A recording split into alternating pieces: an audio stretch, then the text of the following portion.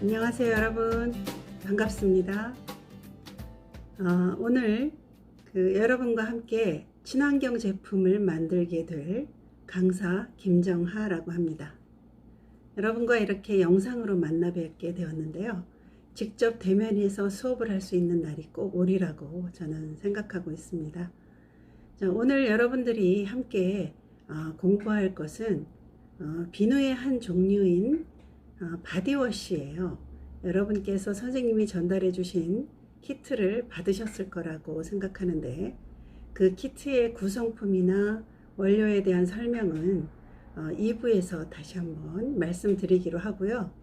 1교시에서는 여러분이 만들게 될 그 액체 비누, 액상 비누에 대한 설명을 좀 드리려고 합니다. 액상 비누 역시 우리가 흔히 접하는 고체 형태의 비누하고 동일한 그런 세정제죠. 그래서 요즘같이 코로나가 심해지고 있는 이런 그 시점에서는 여러분들이 위생에 만전을 기해야 될 거라고 생각하고요. 비누를 소지하고 다니시거나 또는 학교에 비치되어 있는 그런 비누로 항상 손을 깨끗이 씻는 것이 코로나를 예방하는 데 가장 좋은 방법이라고 합니다. 그래서 여러분들께서 수시로 물론 그렇게 하고 계시지만 뭐 외출할 때나 또 학교에서 강의를 하고 친구들과 이동을 하고 할 때도 항상 손을 깨끗이 하는 습관을 들이는 게 좋을 것 같아요. 그래서 우선은 우리가 흔히 쓰고 있는 비누에 대해서 한번 이야기를 해보려고 합니다. 비누라는 것은 과연 언제부터 시작됐을까? 이런 것들을 한번 우리 공부해 보기로 해요. 자, 비누 그러면은 영어로는 soap이죠. SOAP잖아요. 원래는 아주 고대에 그 사포라는 산에서 제사를 지내면서 비누가 시작되었다고 합니다.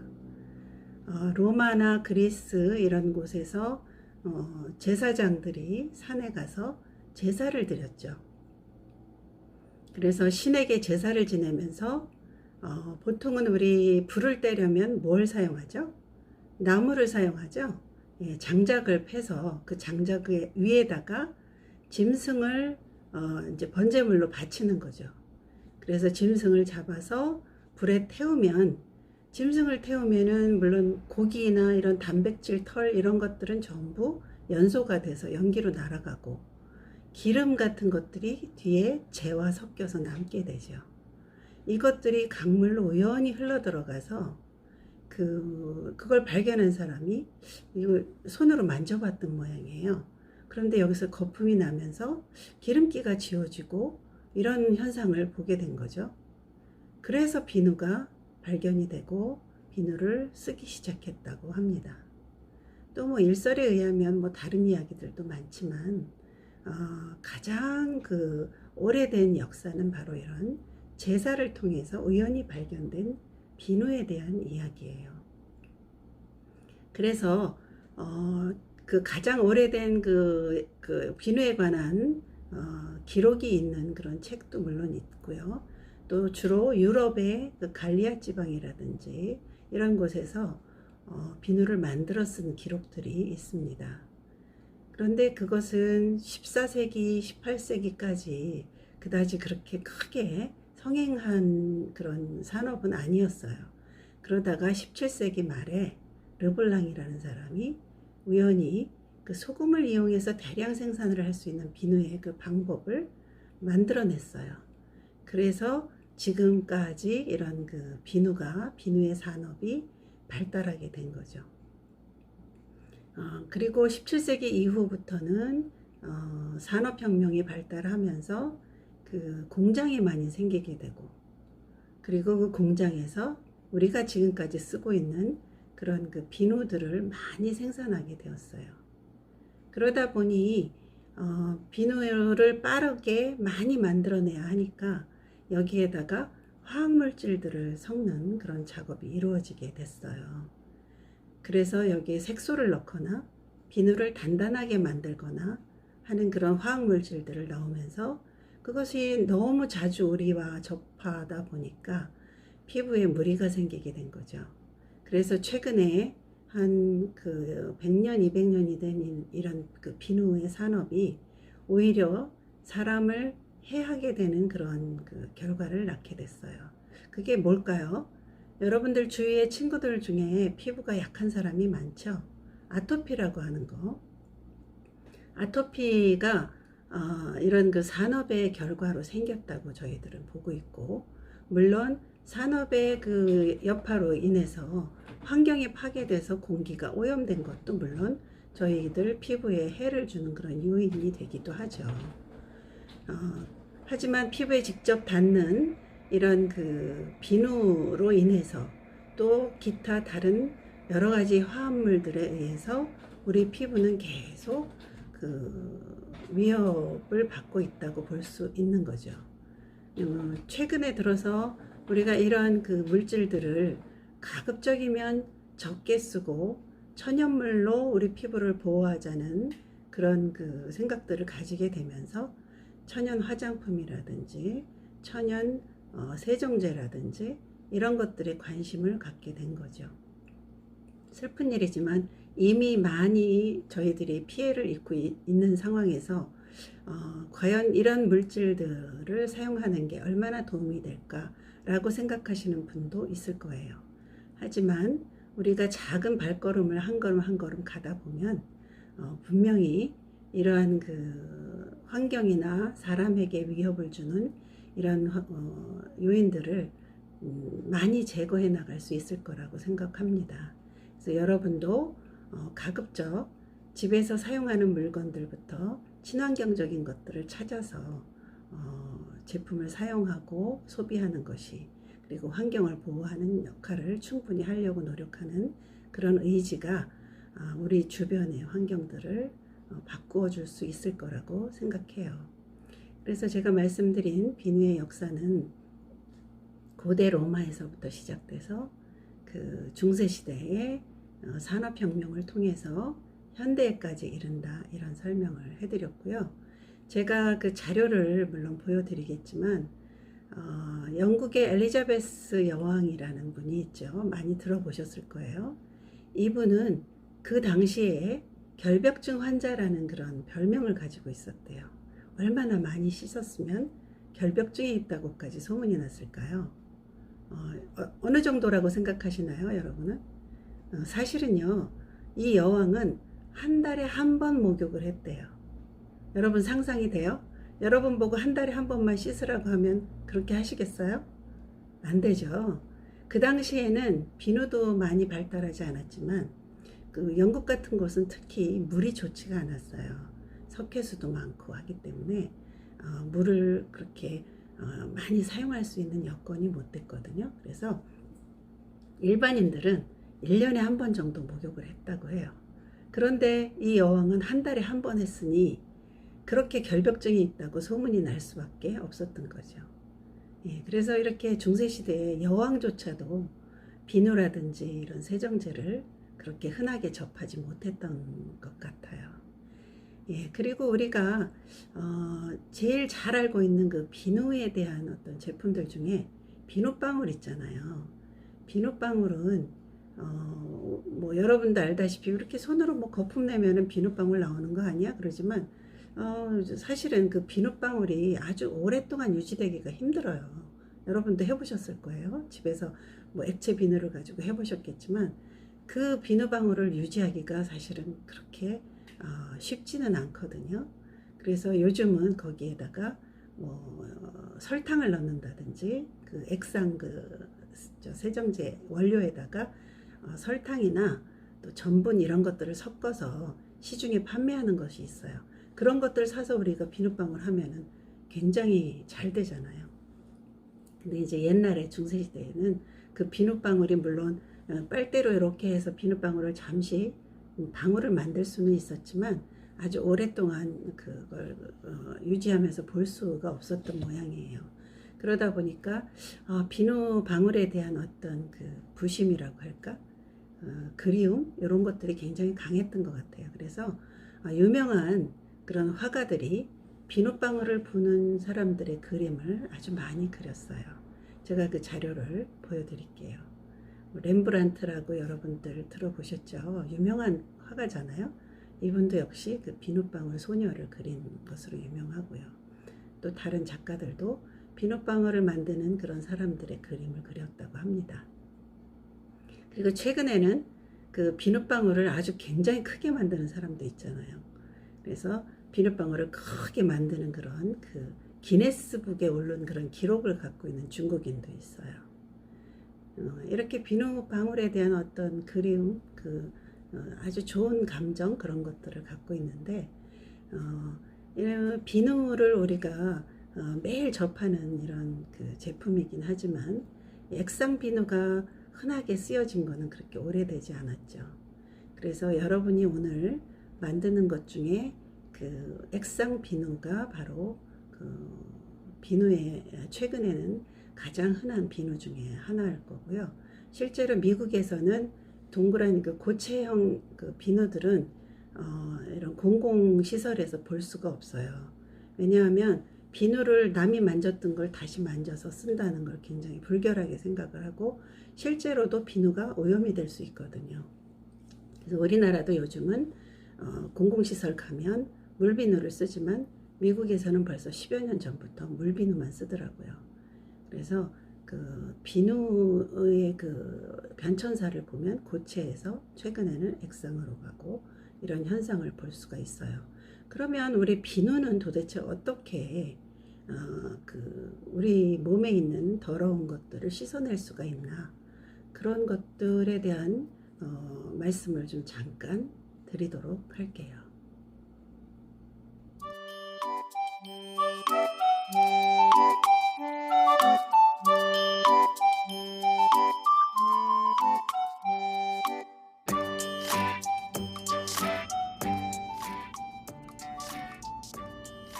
네, 비누가 그러면은 어떤 원리로 우리 몸에 있는 그런 그 때라든지 여러 가지 오염물질을 없애주는지, 거기에 대해서 그냥 잠깐 설명을 해드릴게요. 비누의 그 기본적인 물질을 우리는 계면활성제라고 불러요. 계면활성제는 사실은 한자로 되어 있는 건데요. 영어로도 물론 있지만 한자로 되어 있는 걸 풀이를 하면 표면에 있는 것들을 활성화시켜서 때를 제거한다는 그런 뜻을 가지고 있거든요. 그래서 비누의 분자를 보면은 이렇게 그 동그란 모양과 길쭉한 모양으로 이렇게 표시가 되는데, 하나는 친수성, 하나는 소수성. 그래서 친수성은 물을 좋아하는 그런 쪽이고요. 소수성은 물을 싫어하고 오일 종류를 더 좋아한다는 그런 성질을 띠고 있어요.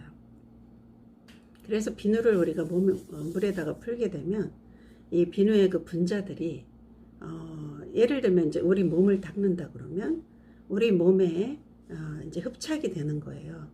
흡착이 되면서 우리 몸에 있는 그 때를, 또 오염 물질들을 이렇게 동그랗게 말아버려요. 그래서 우리 몸에서 걔네들을 떼어주는 거예요. 떼에서 바깥으로 보내게 되는 거죠. 이런 식으로 때를 분리해주는 그런 역할들을 하는 것이 바로 계면활성제라고 해요. 그래서 여러분이 알고 있는 고체 형태의 비누, 그것도 계면활성제. 오늘 여러분이 사용하게 될 액상 원료, 얘네들도 계면활성제예요. 다 그 천연에서 추출한 거지만 사람의 손을 약간씩 거쳐서 그 비누의 역할을 충분히 할 수 있게 만들어진 그런 그 원료들이죠. 그래서 얘네들이 여러 가지가 섞여서 어떤 거는 때를 잘 지워주는 그런 역할을 하고, 어떤 것들은 좀 더 부드럽게 해주면서 거품도 잘 나게 해주고, 또 어떤 것은 그 피부를 좀 보호해 주면서 거품도 유지해주고 점도도 높여주고, 이런 원료들이 있게 되는 거예요. 그래서 계면활성제의 종류는 굉장히 많거든요. 오늘 여러분이 사용하게 될 것은 아마 그 4가지 정도의 계면활성제를 제가 드리게 됐을 거예요. 그래서 번호로 제가 표시를 해놨는데, 키트의 그런 특성상 저희가 플라스틱을 요즘은 될 수 있으면 적게 써야 되는 그런 상황이잖아요. 그걸 우리는 제로 웨이스트 운동이라고 하죠. 그래서 제로 웨이스트 그러면 그 쓰레기를 가능하면 0으로 만든다, 제로로 만들자, 이런 그 의지를 보이는 거거든요. 그래서 오늘 여러분에게 드린 그 키트에도 계면활성제를 4가지인데 2가지 병에다가 함께 제가 섞어 드렸을 거예요. 그래서 그런 것들은 여러분이 조금 양해를 해주셨으면 좋겠어요. 그래서 계면활성제는 그 친수성과 소수성으로 되어 있고, 물과 친한 거, 오일과 친한 거 2가지가 역할을 하면서 우리 몸에 있는 그런 오염물질들을 제거해주는 그런 기능을 한다. 그런 얘기를 제가 해드렸고요. 그러면 계면활성제는 우리 주변에서 어떤 것들을 볼 수 있는지, 지금 비누만 제가 말씀드렸는데 사실은 비누 말고도 많이 있어요. 여러분 혹시 엄마가 집에서 그 마요네즈 만드시는 거 혹시 보셨어요? 마요네즈 만들 때 뭘로 하죠? 계란과 오일, 그죠? 2가지를 사용하죠. 그리고 2가지를 섞어서 빠르게 저어주잖아요. 예, 바로 이런 그 계란과 오일을 사용한 거는 계면활성제의 물과 친한 성질, 물을 싫어하는 성질을 이용해서 만드는 거고, 또 빠르게 교반하면서 얘네들을 혼합시켜주면서 마요네즈가 만들어지는 거예요. 그래서 마요네즈도 역시 계면활성제 역할을 하는 그런 그 계란 속에 있는 물질들로 만들어지는 거고요. 그리고 여러분이 또 흔히 매일 쓰는 치약도 계면활성제죠. 그 안에 계면활성제가 들어있고, 우리 그 입안에 들어갔을 때 시원하게 해주는 페퍼민트가 들어간다든지, 또 그 소다 같은 어떤 가루 같은 것들이 또 있어요. 걔네들은 치아 표면에 있는 그런 그 치태라는 거, 그런 것들을 없애주는 그런 역할도 좀 하거든요. 그래서 이런 그 계면활성제와 여러 가지 원료가 섞인 그런 치약도 계면활성제의 한 종류라고 볼 수가 있죠. 그래서 우리 생활 속에는 이런 그 치약이라든지 또 마요네즈, 그리고 여러분이 매일 쓰고 있는 로션, 얼굴에 바르는 로션도 있고 바디로션도 있고, 그렇죠? 이런 로션들을 계면활성제 역할을 하는 그런 제품들로 볼 수가 있어요. 그래서 우리가 그 계면활성제 그러면 굉장히 어렵고 과학실에서나 볼 수 있는 것 같은 그런 생각을 할 수도 있겠지만, 사실은 우리 생활 주변에 아주 많이 퍼져 있다, 이런 것들을 알 수가 있죠. 그래서 계면활성제라고 하면은 여러분은 또 어떤 친구들은 계면활성제는 다 위험한 거 아니야? 이런 생각을 할 텐데, 지금 말씀드린 것처럼 이렇게 우리 생활 속에서 먹는 것도 계면활성제 역할을 이용해서 만든 게 있고요. 또 우리가 쓰는 비누도 역시 계면활성제 성질을 이용한 거고, 그렇게 위험한 거는 아니에요. 단지 위험한 거라면 저희가 그 공장에서 생산되는 많은 그 샴푸라든지 바디워시라든지 또 여러 가지 물질들 안에 그 정말 위험한 아주 강한 그런 성질을 가진 원료들이 섞여 있기 때문에 그런 것들이 우리 피부에 무리를 줄 수 있고, 또 하천에 흘러 들어가면 하천에 그 덮여서 물이 그 숨을 쉬지 못하게 해서 하천 물이 썩는다든지, 그래서 생물이 죽는다든지, 그 안에 있는 해초 또 식물들이 살지 못한다든지, 이런 그 부작용 때문에 저희들이 계면활성제 그러면은 나쁘게 생각을 하게 된 거고요. 저희들이 쓰고 있는 그런 그 천연 유래 계면활성제들은 그러한 그 독성들이나 이런 것들을 가급적 제거한, 그래서 가장 친환경적인 제품들을 사용할 수 있게 만든 그런 원료라고 보시면 돼요. 그래서 여러분들이 집에서 쓰는 그런 비누나 바디워시나 이런 것들도 물론 굉장히 좋은 것들이고, 뭐 당장은 저희한테 해를 주지 않는 거지만, 이렇게 우리가 공부를 하나하나 해나가면서 환경에 좀 생분해도 빨리 되고 우리 피부에도 무리를 주지 않는 그런 원료들을 찾아서 쓰는 것이 좀 미래를 위해서는 가장 우리가 해야 될 그런 일이라고 생각하시면 되겠어요. 그래서 우리가 쓰고 있는 물질들 중에서 뭐 이런 그 바디워시나 이런 비누 이런 것들도 물론 중요하지만 인공 색소라든지 인공향, 이런 것들도 굉장히 사람들한테 오랫동안 장기적으로 접촉이 되면 그 알러지를 일으킬 수 있는 그런 물질들이거든요. 그래서 가급적 천연 물질들을 찾아서 쓰는 것이, 그런 노력이 필요하다고 생각합니다. 그래서 여러분들에게 친환경적인 그런 물질들, 그리고 또 색소가 없는 무색소의 그런 천연 물질들, 그리고 우리 주변에서 비누 대용으로 쓸 수 있는 것들, 이런 것들을 자꾸 찾아보는 그런 노력이 필요한 거고요. 키트에도 들어있지만 천연 아로마 오일이 들어있는데, 얘네들은 식물을 증류 추출을 해서 그 오일을 빼서 향을 만든 그런 향료들이에요. 그러니까 일반 향료하고는 달라요.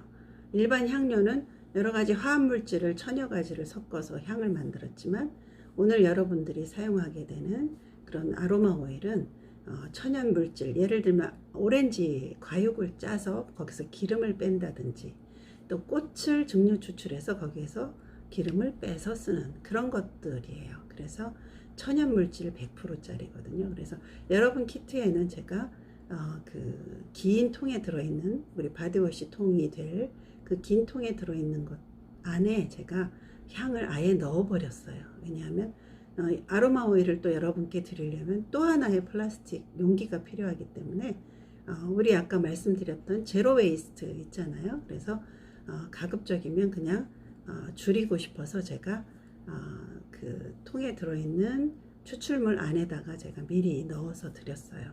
만드실 때는 그냥 같이 섞어서 만드시면은 자연스럽게 거기에 천연 아로마 오일이 들어가게 되는 거고요.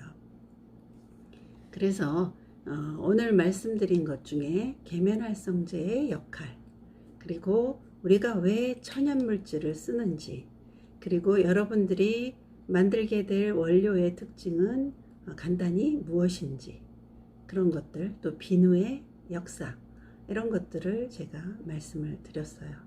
여러분들 혹시 지루하지 않으셨나요? 예.